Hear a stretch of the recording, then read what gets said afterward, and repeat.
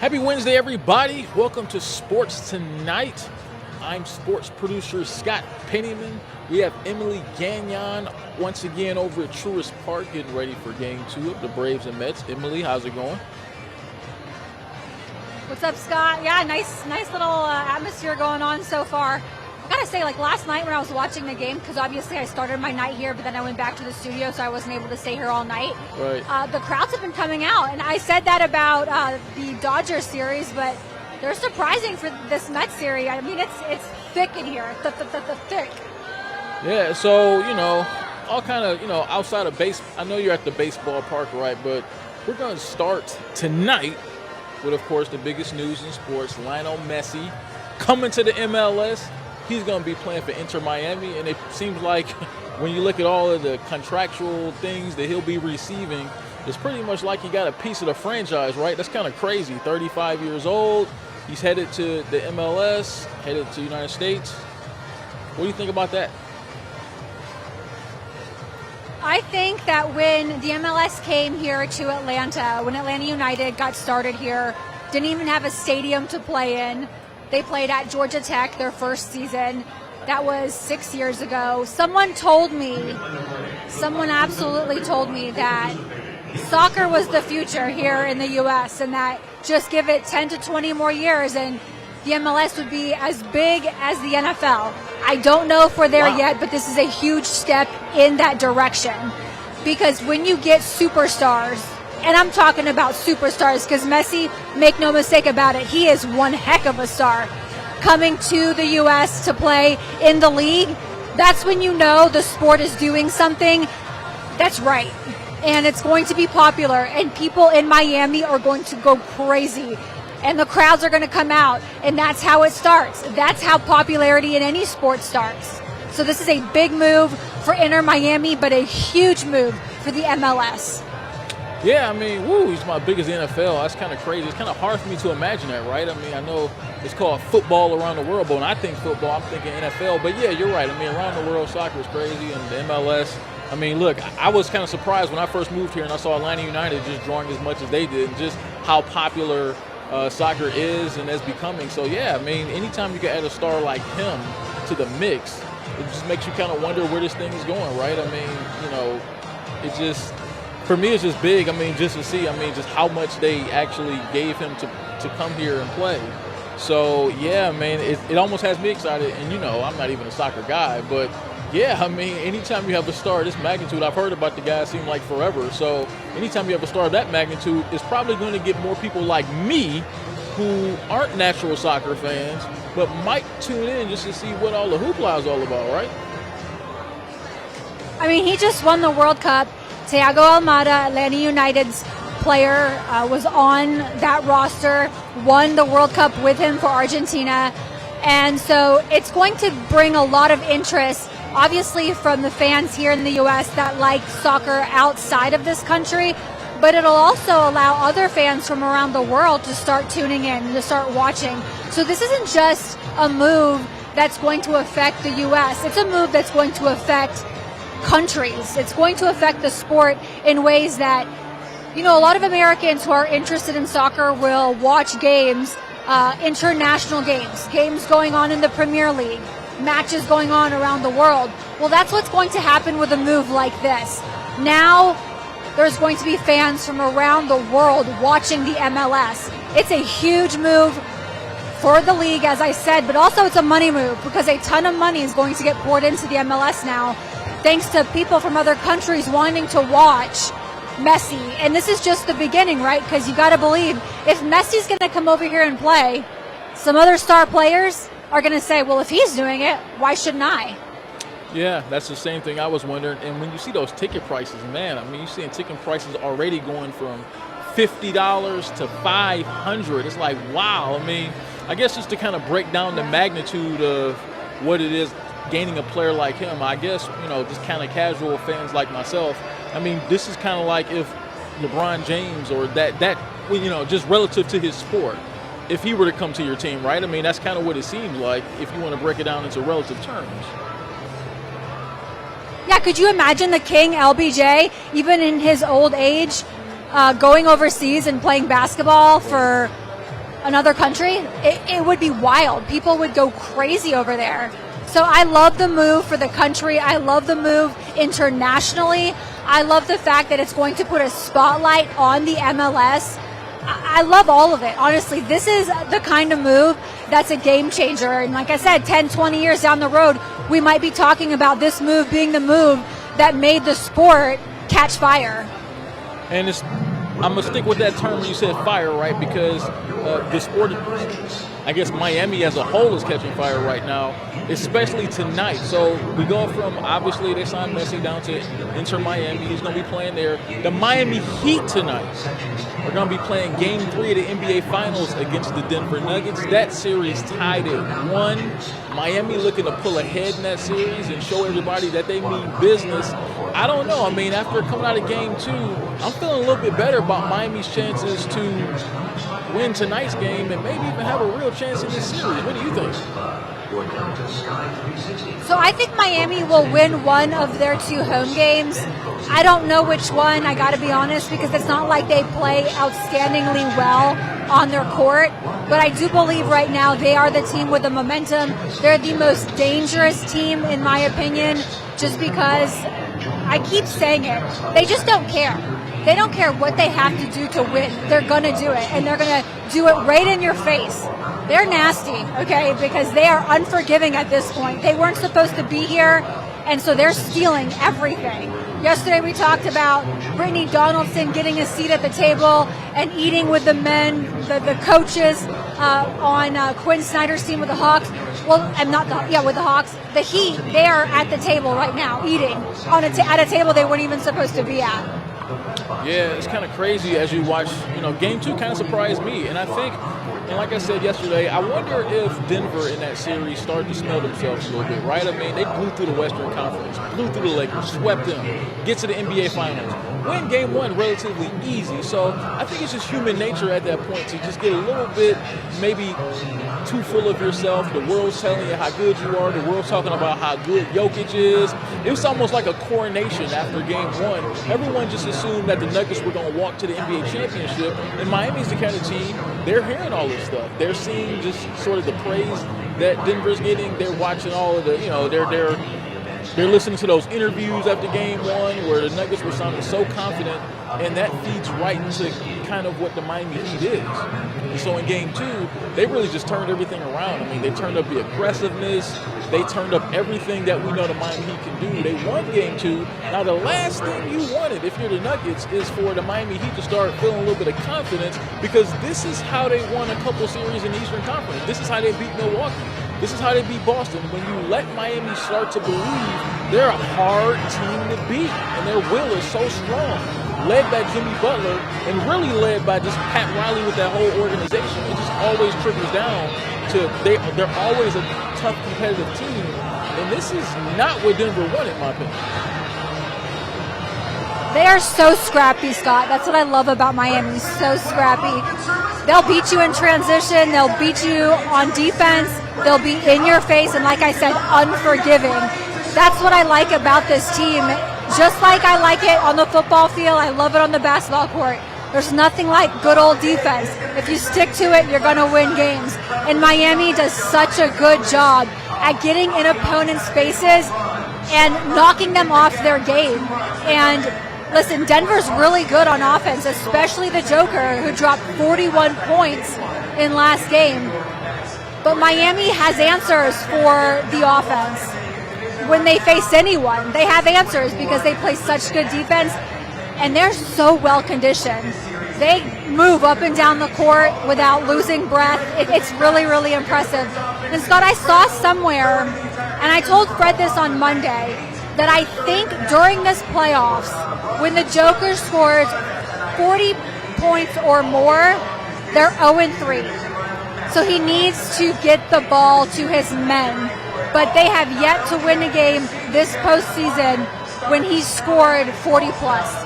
Yeah, and that makes perfect sense because Jokic is at his best when he's getting everybody involved. That was Game 1. I mean, Jokic was so dominant. I've never seen a guy dominate a basketball game by only scoring 6 points the way Jokic did in Game 1. In the first half of that game, he only had 6 points. and it just looked like they were totally dominant. And that's when he's at his most dangerous, because if he's making everybody around him look better, if he's getting the ball to Michael Porter Jr., if he's getting the ball to Jamal Murray, and those guys are having good games and shooting the ball well, the Denver Nuggets team is almost impossible to beat. So I think Miami is almost not just conceding that Jokic is going to score, but I think they're okay with it. I think they're okay with Jokic getting 30, 40, 45 points as long as Porter doesn't have a big game, as long as Jamal Murray doesn't have a big game, as long as Kentavious Caldwell-Pope doesn't have a big game, because they know that Jokic alone can't beat them.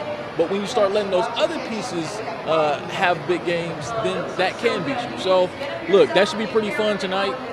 Game 3 is always a pivotal game in every playoff series. So we'll see which way that swings. So you're over there right now at Truist Park. Obviously, the Braves got the win last night.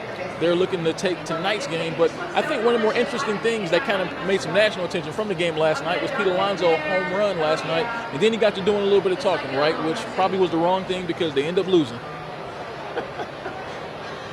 Yeah, they ended up losing, but that home run was nice. Almost 450 feet in the air off of Bryce Elder, who leads the NL with a 2.26 ERA.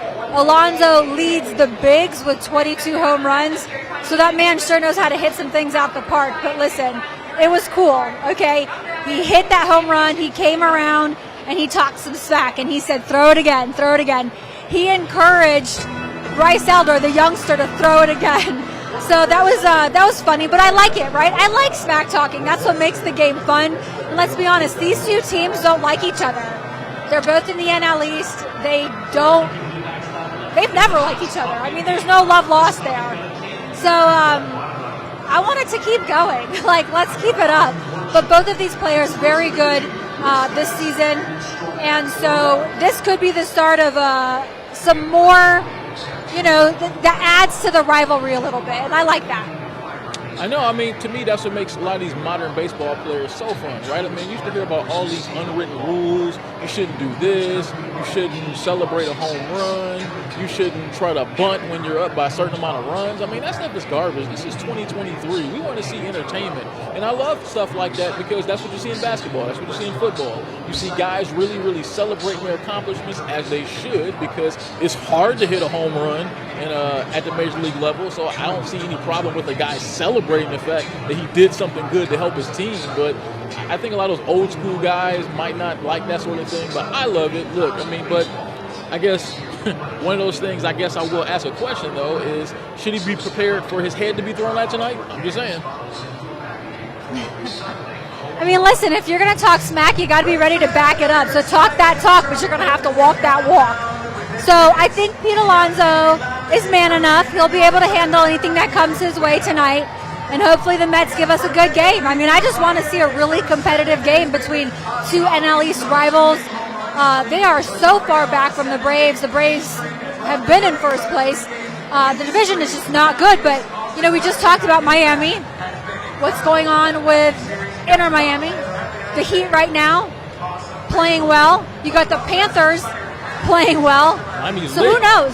Miami right now is behind the Braves in the NL East, about 3 games, I think, 3 games back. And so who knows? The fish might catch up, because right now, being in Miami right now, that's the place to be when it comes to the sports world. And not often do we say that, because usually Florida sports teams, trust me, I know, disappoint you. But right now, the Panthers and the Heat, Inter Miami, let's get it. Well, I wonder, is that one of the teams that Trey Young might want to go to, right? Because if anybody has been keeping up with Trey Young and his social media accounts, you will see that he scrubbed any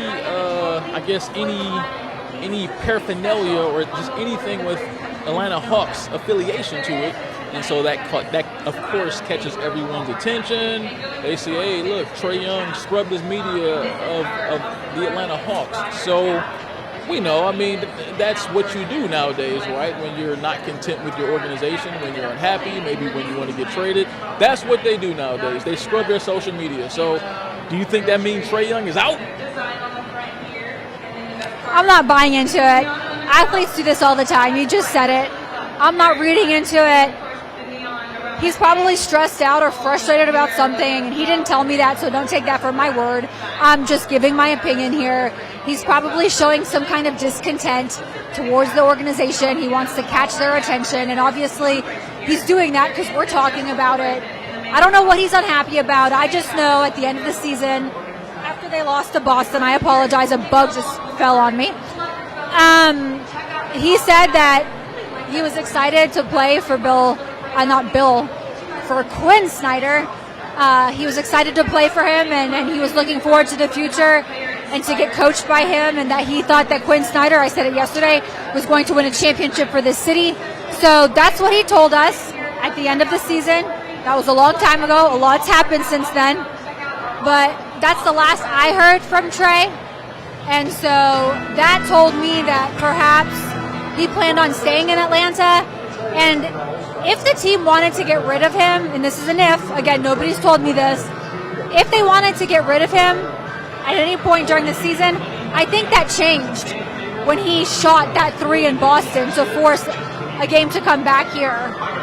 I think when he made that shot, when it went in, we saw like old school Trey Young. And I think when the organization saw that and the front office saw that, they were reminded of what the face of the franchise could do. So I thought that was a pivotal moment in the possible trade for Trey Young. I thought it went from, yeah, Trey Young might get traded, to he's not going to. My opinion. Oh, well, your opinion is strong, I believe, especially in this city. I'm sure everyone wanted to know where you stood, but look, I mean, as far as where I stand, it just seems like this is headed for a divorce pretty soon, and I think that's a shame because Trey Young is such a talented basketball player, and I don't think Atlanta, the Hawks organization, really hasn't been the kind of organization that stars flock to. So, yeah, I mean, I think they need to do everything they can to make this work. If he's unhappy, find out what's making him unhappy. Let's make it right. Let's get everybody on the same page because Trey Young is the Hawks' #1 way to be able to get back to being the kind of team they want to be, which is an NBA championship contender. And you only do that when your superstars are happy. Trey Young is what I consider to be a borderline superstar, especially when he's playing his best ball. So I think they need to do whatever it takes to make him happy within reason. I mean, don't just get rid of everybody on the team. But yeah, I think within reason, let's just find out what's bothering him. Let's get it taken care of, and let's get everybody on the same page because this team is too talented to be going home in the first round of the NBA playoffs. So I don't know what it is, but we'll see, right? So let's find out what's we will see. That's right. Well, we were going to talk about this, but we every day for anybody listening or watching, everyone kind of discusses, and there's multiple people who discuss our topics for the day. Like, what are the big topics? What are we going to talk about? Yeah. This was one of the topics we were going to talk about, so I figured I might as well share it with people just in case they don't know. Avery Williams with the Falcons, he tore his ACL at Mercedes-Benz Stadium last week when they were practicing during OTAs. He will more than likely miss the 2023 season. He's a good specialist for the Falcons. Punt return, kickoffs, that's when he shines. That's when he does a really good job. Scott, I'm saying all this to say, gosh, does it suck for that to happen during this time of the year. Like during OTAs, to get injured and to not be able to play with your teammates the rest of the year. It's awful. It's awful. And on turf. Yeah, I think that sucks. I saw that, and unfortunately, every time an NFL season rolls around, you start to wonder who's going to go down for the season because it always happens in OTAs and it happens more in training camp. Unfortunately, you get injuries like that, and it really just affects the way the season is going to be played, right? Because there's going to be key players. I mean, he was supposed to be a pretty key player for the Falcons, and he was last year, a very versatile guy, so that's going to affect what their team is going to look like in 2023. So, all those people out there, they'll look at off-season workouts. Now a player just got injured for the season when you look at in off-season workouts. So that's probably going to call into question, it always happens this time of year. Should we be doing these off-season workouts? Is it too much? Are guys putting too much pressure on their bodies, on their knees and everything? I don't know. I mean, I think, but when something like this happens, it lends itself to that conversation. Yeah, and like, is there a good answer? Because teams need time together during the off season, but is time together staying away from the field or doing very minimal things on the field? You know, it's like, it's going to be the $1 million question until football doesn't get played. And gosh, I don't want to be in a world where football doesn't get played. Yeah, look. I mean, I think guys need to work at their craft. Guys need to get better. Guys need to be together in the offseason and everything like that. But I think playing football or being on the football field into June is a bit much, especially when training camp begins in like a month and a half. I don't think they should be playing football this time of year right now in June. I think they should be relaxing, letting their bodies heal, get ready for the season. I do think some of these NFL teams do a bit much in the offseason. I mean, besides, it's just football. It's not. This is what the guys been doing their whole life. So I don't think they need to be on the field working out this much in the offseason, but I get it. Look, so let me get to my what's on my mind. So what you're thinking about tonight. Yeah. So I'm a big video game guy. Like you always know, I'm always doing stuff with the Hawks esports team and everything like that. So the new Madden cover is going to be, a lot of people thought it was going to be Jalen Hurts, but the new Madden cover, Madden 24, the big video game, it's one of the most popular games in the world, it's going to be Josh Allen. I think that's pretty cool. I mean, it's cool. I would have rather seen Jalen Hurts, but whatever. That's it? That's it. That's really all that's on my mind. I saw it. I wanted to put that as one of the topics, but our producer Brett booted it. So I had to bring it back for what's on my mind. That's all. I mean, I'm a big time Madden player. But that's cool, and that's it. Usually you have like some explanation. I mean, I think if Jalen Hurts was on the cover, he maybe would have got cursed. So he was like, no, not me. Isn't that the point of this? That's true. It's the Madden jinx. So that's one thing, too. I mean, it's kind of like the Madden jinx. So, yeah, maybe it's better that he wasn't on the cover so now he can have a good productive season. And we'll see what happens with Josh Allen because we know what that Madden jinx does. But I'm not trying to jinx him. I hope he does well. There you go. All right. Well, thank you, Emily. Thanks for hanging in there. We hope the Braves can get a win tonight. That's Sports Tonight on a Wednesday. We'll be back here tomorrow night to discuss some more cool sports topics. We're out of here. Okay. Thanks, Scott. Have a good night. Appreciate you. Get it out of here. Starting lineups for tonight for the UMS.